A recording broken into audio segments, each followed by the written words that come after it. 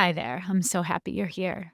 Your time is precious, and because of that, I want to let you know right away what you'll gain by listening to the very last second of this episode.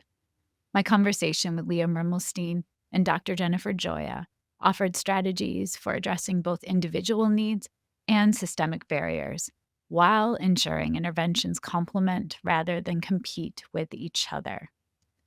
In this bonus episode, I offer my insights about some of the complexities of educational support systems, from tutoring programs to cognitive load theory. Plus, I introduce a new AI tool called Magic School, and I've been using this with teachers I'm coaching, with leaders. I've also been experimenting with students. I cannot wait to hear what you think about it. So stay with me. I am so happy to have you as a listener today. This is Schoolutions Coaching and Teaching Strategies, the podcast that extends education beyond the classroom. A show that offers educators and caregivers strategies to try right away and ensure every student receives the inspiration and support they need to thrive. I am Olivia Wall, and this is a bonus episode for Season 4, Episode 19 with Leah Mermelstein and Dr. Jennifer Gioia. I've been reflecting on this conversation since actually when we recorded September of 2024. It just released January 13th, 2025. And I think it's important that I continue to point listeners back to the show notes because often guests share such invaluable resources that I hope people are looking at. But two pieces from the show notes I wanted to revisit for this bonus episode. And then a researcher that Leah mentioned, I wanted to go a little bit deeper with John Sweller's work, Cognitive Load Theory. And I want to end with an incredible new AI tool that I am playing with, especially in middle and high schools. It has been an insane time saver, and I am excited to share about it. So the first piece I wanted to jump into, it's a New York Times article, July 2024. It's by Dana Goldstein. The article title is With Speech to Teachers, Harris Waded into a Fiery Education Debate. Kamala Harris has been a longtime ally of teachers' unions, even when their positions have divided the Democratic coalition. I am not going to focus on that political aspect. I want to zoom in and focus on a group called Democrats for Education Reform. Jorge Elorza is the group's chief executive, and what he said his organization would be pushing for in this new year is a big federal investment in tutoring. And I know Leah and Jen both spoke to the power of tutoring, but it has to be done right. Elorza also will be pushing for literacy instruction based on the science of reading. We're seeing that everywhere. And charter schools, magnet schools, and other policies that allow students to leave low-performing neighborhood schools. In New York State, where I live, the New York State Education Department pre-K through third grade literacy instruction best practices were recently released. There was a webinar on January 7th, and there is a new guide that will provide educators with a comprehensive framework that leverages principles of the science of reading. So I will tuck a link to that in the show notes as well. Another article that Leah shared that is, I think, an incredible read with lots of information. It is from the Heshinger Report, September 9th of 2024. Students aren't benefiting much from tutoring, one new study shows. Research recalibrates expectations for tutoring as it becomes the new normal for many. This is written by Jill Barchet.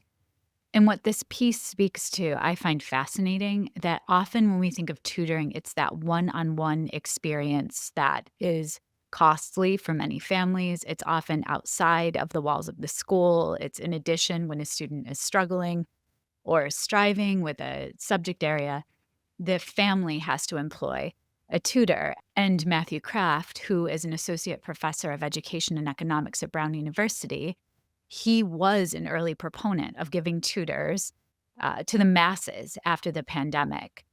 What this piece speaks to, though, is some of the pitfalls of tutoring masses of children, especially trying to do it within the school setting instead of that one-on-one in an outside setting. So some of the pitfalls had to do with things we would already expect. Technology. if it was a remote tutor that was employed from university that was close by, just trying to have students log on and wait their turn for tutoring, that was proved to be a challenge.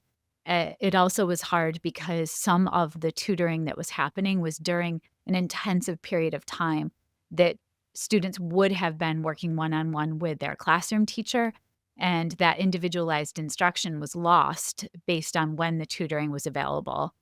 It was also frustrating for remote tutors not being able to talk with the students' teachers regularly.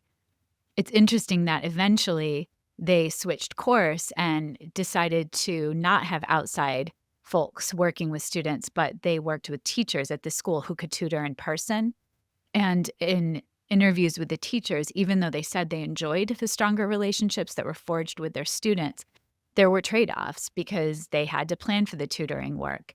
And there are concerns with then that increasing teacher burnout. And this is a quote from Matthew Kraft. I wonder if customized instruction can be accomplished at scale at an affordable price. To really help students who are behind, tutors will need to diagnose each student's learning gaps and then develop a customized learning plan for each student. That's pricey and maybe impossible to do for millions of students all over the country. So then that made me think a lot also about cognitive load theory when Leah brought up John Sweller's work. Cognitive load theory was developed by John Sweller in the 1980s. It is widely supported by educational psychologists, theorists, and research. And what this theory does, it integrates human cognitive architecture, which is the organization of the cognitive processes such as memory, with practical classroom applications. I'm going to tuck a link in the show notes that breaks down what cognitive load theory is, different types of cognitive load, how teachers can reduce the extraneous cognitive load of learning activities, tips for teachers, tips for students. I wanted to just break down what cognitive load theory really is, though, and then how we can help students in the classroom with the way we teach to lessen that cognitive load. Because cognitive science is fascinating to me, I have really begun to study in depth different types of memory. So there is sensory memory, short-term memory, and long-term memory. So as information is coming in through sensory, then you have to pay close attention to what you want to commit to your short-term memory and what you want to just ignore and block out. Once something is lingering in short-term memory, then it has to be repeated or rehearsed in order to be transferred to the long-term memory. It's also fascinating. Short-term memory has a limited capacity. You can really only take in between 5 and 9 pieces of information for about 30 seconds. So if information is required for longer than this, it has to be repeated or rehearsed in order to be transferred to long-term. And then long-term memory, that's the store that is unlimited in capacity and duration. And there's a quote in this piece that I think is important to remember. Learning is said to have occurred when information is successfully encoded into the long-term memory in a way that allows learners to retrieve the information when it's required. So I want to go back to that notion of short-term memory. If you are a teacher and you are hearing this, think of the directions. How many different pieces of information we give students in a classroom at a time before they're starting an assignment. If you're a caregiver, think of the amount of pieces of information or directions you provide a child with. And then sometimes the child comes back downstairs and says, "Wait, what did you want me to do?" We do the same thing as grown-ups. So go back and think of sensory memory. What are all of the stimuli that are received through our senses only for a split second? And then information that has to be attended to for longer has to be transferred to the short term. And once it's committed to the short term memory, if it's not repeated or rehearsed, it's most likely going to be lost. I think this is just so interesting for how our brain works. There's information in this piece about the working memory model. I am not going to get into that, but it is important to note that the learner's working memory is the gateway to their long-term memory.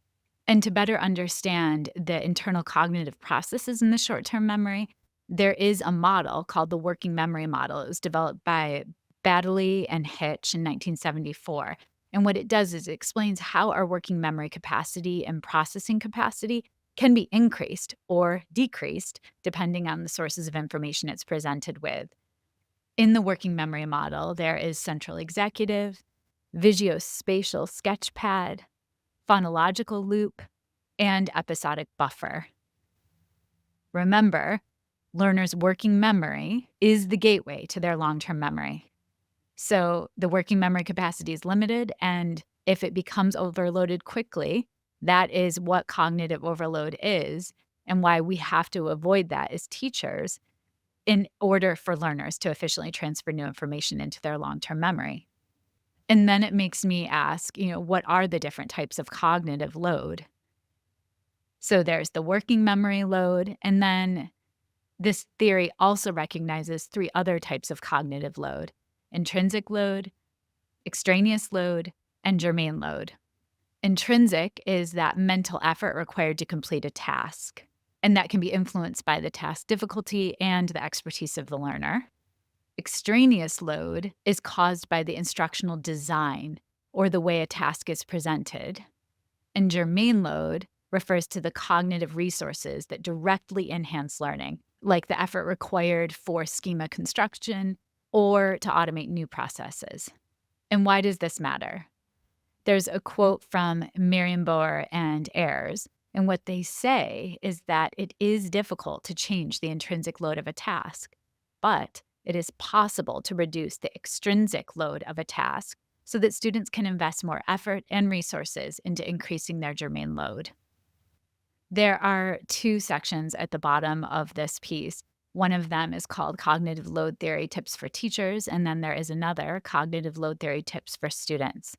I love these tips, and I think they could be really helpful. So, some tips for teachers: direct instruction instead of discovery-based learning for novice learners, modeling through worked examples, scaffolding and presenting partial solutions, presenting images with narration, removing redundant information and images from slides and worksheets, providing opportunities for students to reduce anxiety, include animated images where possible and verbal explanations, use perspective taking to activate prior learning for expert learners, and teach using an I do, we do, you do approach.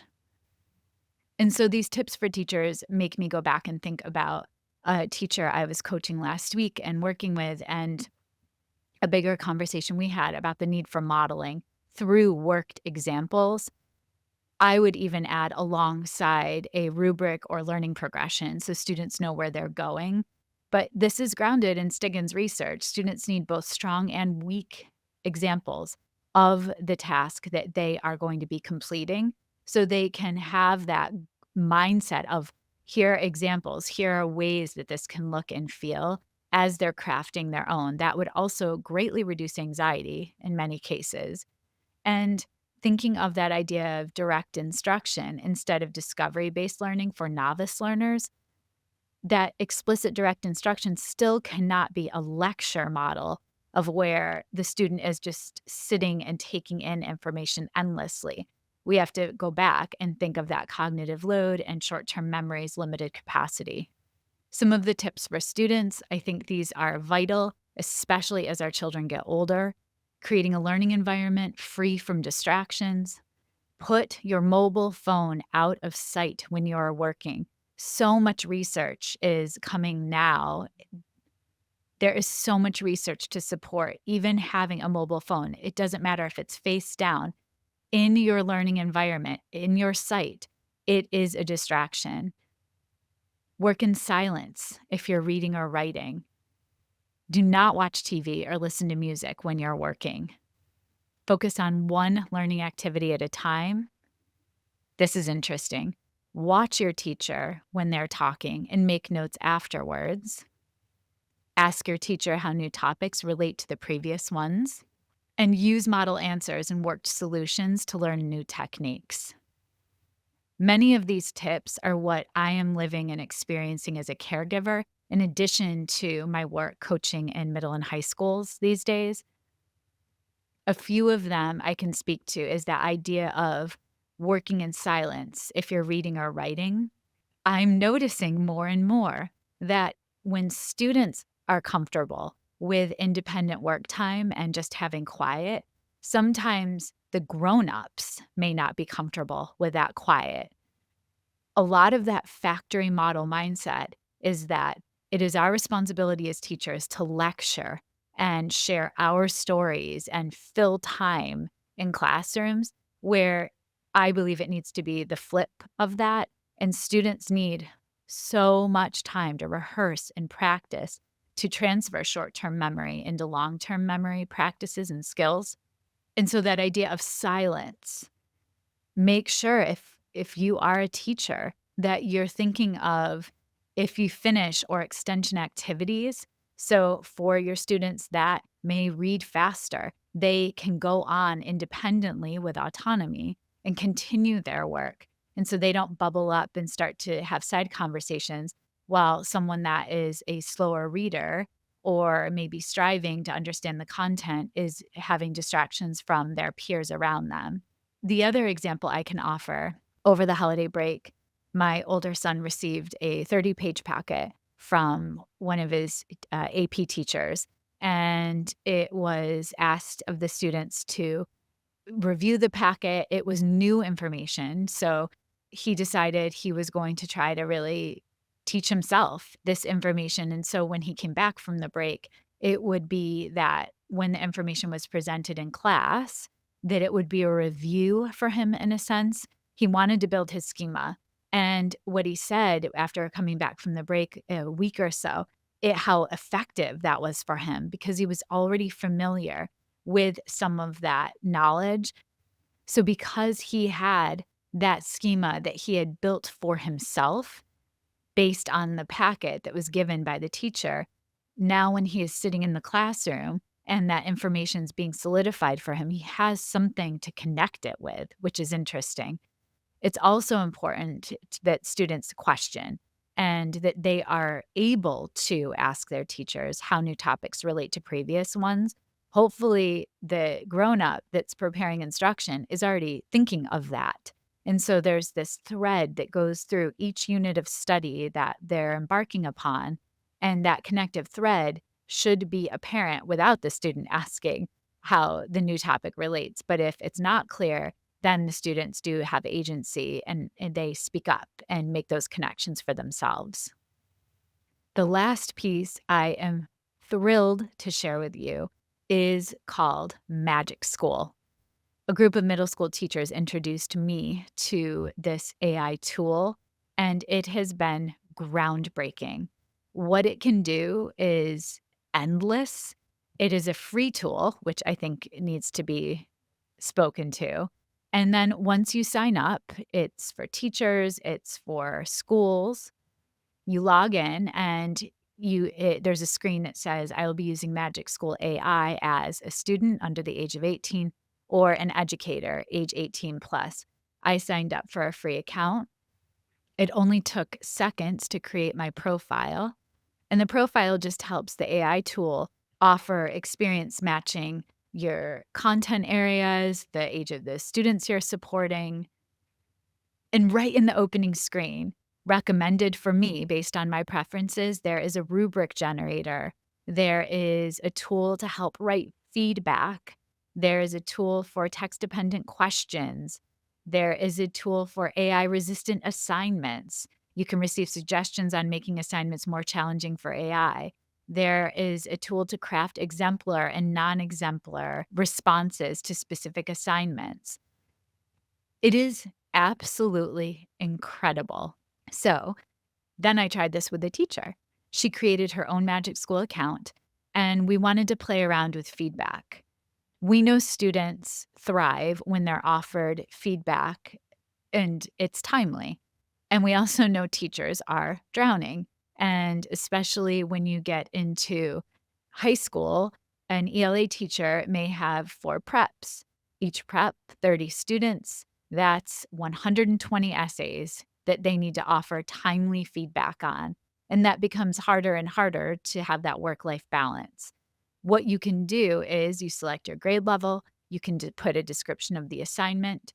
You can attach a rubric or the type of feedback that you're looking for Magic School to give students. You can even type in additional instructions for the type of feedback, like conventions or focusing on the use of evidence. And then you can attach or insert the writing that you want feedback on. It will immediately, within seconds, offer you strengths for that writer in that piece of writing. It will offer you areas of growth and any other additional instructions, feedback-wise, that you asked it to provide. What a teacher and I were talking about last week is the myriad of ways that this can support each learner in your class. So I love that it offers different strengths and a couple areas of growth. I would present this feedback once I've tailored it, because I'm not just going to copy what Magic School tells me. I'll obviously adjust and make sure it makes sense based on what I know as the teacher about the student and what I know about previous assignments and how it links to them. But at least it's saving that time of initial feedback read, that first read. And so I would offer students both of the suggestions. I'd name the strengths for that learner and then say, look, these are a couple of options that you could try. Do any of these feel like there's something you'd want to give a go? The other piece I would want to use this for as a teacher, I would create some type of grid for each of my preps if I'm teaching middle school or high school. And I would want to have some patterns, a way of finding patterns. And so you could migrate this to a Google Sheet, you could migrate it to a Word doc or some tool where you'd be able to track what's happening over and over, because that would help me then quickly adjust my future instruction. If there's a pattern where it's in need of most, I am going to possibly have to tuck a mini lesson in. Or if it's a pattern I'm noticing for most of my learners in a particular prep, I'm going to have to add some direct instruction in to address it. If it's in need of only some of the learners, I don't need to address it with my whole group, but I definitely will scoop up a small group that needs that skill set. And then if it's just a one-on-one, that's a one-on-one conference I could have. I cannot say enough about Magic School. It has saved so much time for educators, and it's incredible feedback. I wouldn't recommend something unless I've tried it and lived it with several teachers. There is a middle school teacher that is using Magic School to create exemplar text to offer access for students, because you can also enter Lexile levels or grade level that is based on the content that you're teaching. Endless possibilities. I hope you give it a go and then circle back and let me know how it worked for you. Work-life balance is really important for educators, and this is a tool I highly recommend trying to give your students the timely feedback that will help them thrive. Again, if you have not tuned in yet to Season 4, Episode 19 with Leah Mermelstein and Dr. Jennifer Gioia, please do. And I am excited to hear your takeaways from this bonus episode when it comes to tutoring success, tutoring pitfalls, the research behind cognitive load theory, as well as let me know how Magic School AI goes for you.